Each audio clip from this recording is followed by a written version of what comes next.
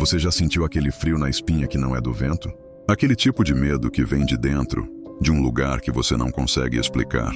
Por anos eu tentei racionalizar o que aconteceu na BR-116, a rodovia da morte, como alguns a chamam. Mas não há lógica para o que vi, para o que senti, para o que quase me tirou a vida. O que eu vou te contar não é uma lenda urbana, é uma lembrança, uma cicatriz. É a história de como uma viagem solitária sob a chuva me fez cruzar com algo que não tinha pressa, algo que estava apenas esperando pela próxima alma desavisada. Preste atenção, cada detalhe não importa, porque se você não acreditar em mim, talvez a estrada te conte a mesma história. Era uma noite de terça-feira, daquelas em que o céu desaba em baldes. Eu tinha que chegar em Curitiba antes do amanhecer para um compromisso de trabalho.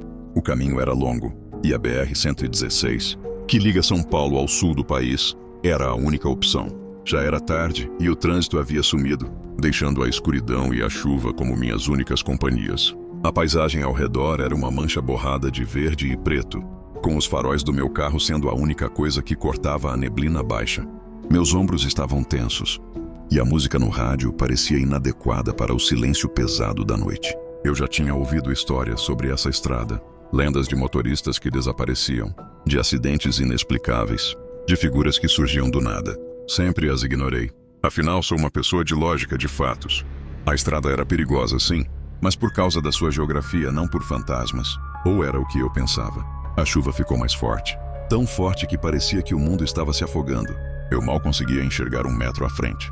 Decidi reduzir a velocidade drasticamente. Foi então que a silhueta apareceu. Era uma mulher parada na beira da estrada. Não havia acostamento. Ela estava no meio da mata fechada, com os cabelos escorrendo de água, as roupas encharcadas e um casaco azul claro, que parecia quase branco sob a luz dos meus faróis. A imagem era estranha, deslocada. Ninguém estaria ali a essa hora com essa tempestade. Eu deveria ter seguido em frente, ignorado, mas um instinto, uma compaixão irracional me fez frear. A mulher não se mexeu. Ela apenas ficou lá, me encarando. Quando parei o carro, a chuva batia no para-brisa como uma bateria descontrolada. As luzes do painel cintilavam. Abri a janela apenas um pouco, e a voz dela chegou até mim, fraca, quase um sussurro. Você pode me levar até o próximo posto? Ela não parecia desesperada, apenas cansada, abatida. Eu balancei a cabeça. Claro, entra. Mas ela não se moveu. Ela me olhou nos olhos, e foi aí que eu vi. Aqueles olhos não tinham vida. Eram buracos negros, sem brilho, sem emoção. O queixo dela se contraiu. E a voz, agora sem o som da chuva para abafar, parecia vir de dentro do meu carro. Não, eu não posso entrar. Um arrepio gelado me subiu pela espinha. Eu senti o cheiro de terra molhada, de mato, e um cheiro nauseante de algo que não pertencia ali. Podridão. Eu tentei fechar a janela, mas o mecanismo travou. A mulher deu um passo para a frente. O casaco azul, agora mais visível, tinha uma mancha escura na altura do peito. Uma mancha que parecia sangue. Mas era a expressão dela que me apavorou. Não era de medo nem de dor. Era de resignação, de tristeza. E de repente, ela não estava mais me encarando. Os olhos dela estavam fixos no banco do passageiro. Naquele lugar, ao meu lado, havia uma figura. Uma figura esguia e escura com longos cabelos molhados. A figura não tinha feições, apenas uma sombra. Eu entrei em pânico. Tentei dar ré, mas a marcha não entrava. O motor engasgou e morreu. O carro se transformou em uma armadilha de metal. A mulher na estrada levantou a mão, apontando para a figura ao meu lado. E sua voz, que antes era fraca, agora era alta e clara. Ela está esperando. A figura ao meu lado se moveu. Os cabelos molhados se ergueram, e eu pude ver. Ela não tinha olhos, nem boca. Apenas um rosto liso, como uma tela de cera. Mas eu ouvi um som gutural, um rosnado vindo de dentro do meu carro, que ecoou no silêncio da noite. Senti o banco se afundar ao lado. A figura estava se aproximando. Eu podia sentir o frio, o mesmo frio que eu senti na primeira vez que ela me encarou, parado na beira da estrada. Era a sensação de algo morto, mas presente. Eu gritei. Abri a porta e me joguei na chuva, na lama. Corri. Não olhei para trás. Corri sem rumo, caindo, levantando, até que vi as luzes de um caminhão vindo na minha direção. O motorista freou bruscamente, me xingando. Mas quando ele me viu, ensopado, coberto de lama, meus olhos arregalados, ele parou de falar. Ele olhou para a estrada. Meu carro ainda estava lá, as portas abertas, e a figura não estava mais no banco. Ela estava parada ao lado do carro, me olhando. O caminhoneiro me olhou com uma expressão de quem viu a morte de perto. Você viu? E ele perguntou. O que era aquilo? Eu não consegui responder. Ele me colocou no caminhão e me deu uma coberta.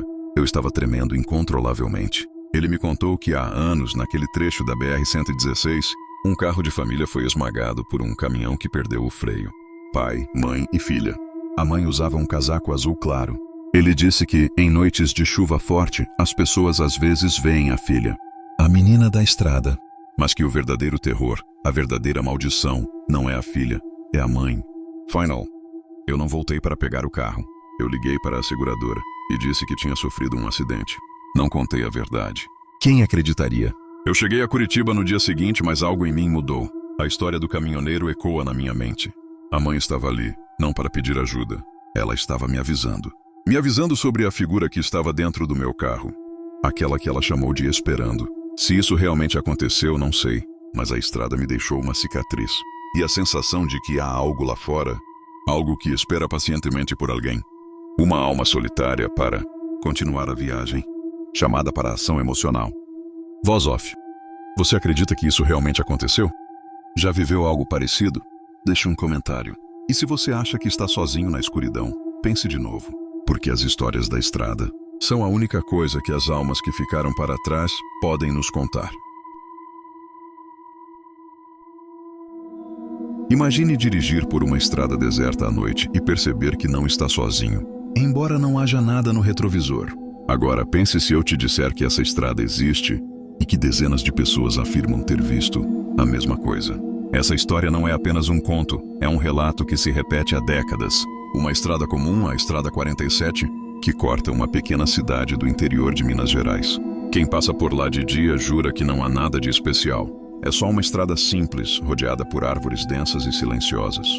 Mas quando a noite cai, o ar muda, o vento não sopra da mesma forma, as folhas não se mexem. O silêncio se torna pesado, como se o próprio tempo prendesse a respiração. O primeiro relato documentado vem de 1978. Um caminhoneiro chamado Arnaldo disse que, ao dirigir tarde da noite, viu uma mulher de branco, parada no acostamento pedindo carona.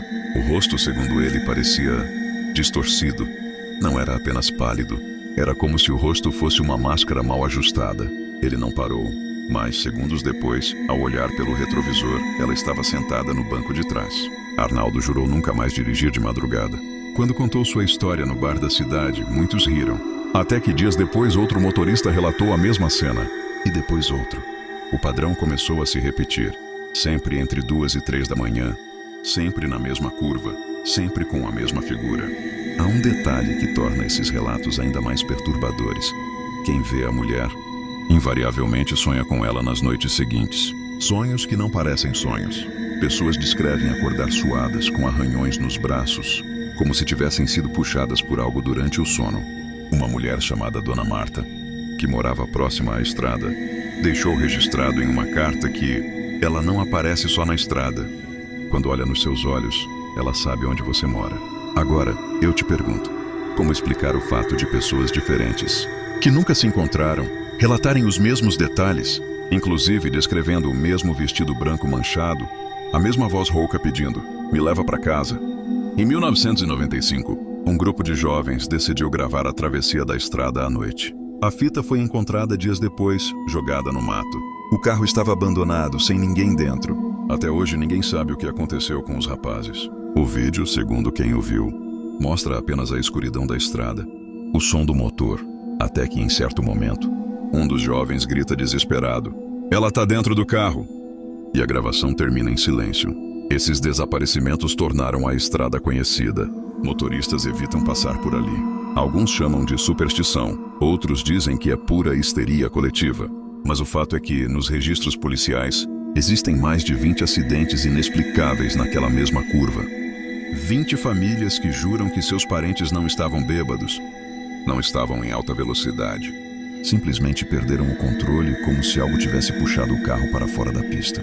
Pesquisadores de fenômenos sobrenaturais foram até o local. Um deles, o professor Júlio Amaral, da Universidade Federal, disse em entrevista: lendas não surgem do nada. Se tantos relatos convergem, é porque existe uma origem real. E o mais assustador não é o que já foi visto, é o que ainda não entendemos. Alguns acreditam que a tal mulher é o espírito de uma noiva que morreu em um acidente na década de 60, a caminho do próprio casamento.